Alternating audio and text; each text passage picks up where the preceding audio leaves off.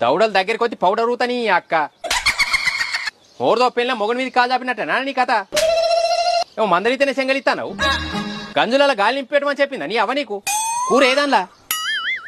కనబడతలేదా కట్టుకట్టినా కూడా పట్టుబట్టినట్టు అడుగుతున్నా లేచిన సంది ఊసిపోయినట్టు అయింది నా తలకాయ ఎవరికి చెప్పాలి నా బాధ దేవుడా అంటే లేచి లేవలేక తానం పోసి పోరని ఇప్పుడే బడికి తోలినా ఇంత షాయి పెట్టుకుని గిడ కూర్చున్నా కూరకాడికి పోయినా మరి ఎట్లా నీకు తలకాయ నొత్తందా నీడకోకుండా నా బొత్త ఎట్లా నిండాలి తింటే తినని లేకపోతే పంట వండని అన్నట్టేనా ఓ రోజు కడుపు నొత్తది ఓ రోజు కాలు నొత్తది ఓ రోజు తలకాయ నొత్తది అది బొత్త కాదా నాకు ఆకలి కాదా సత్తన్నర మూడా అంటే మళ్ళీ ఎప్పుడు వస్తావు అన్నాడట నీయాసంటోడు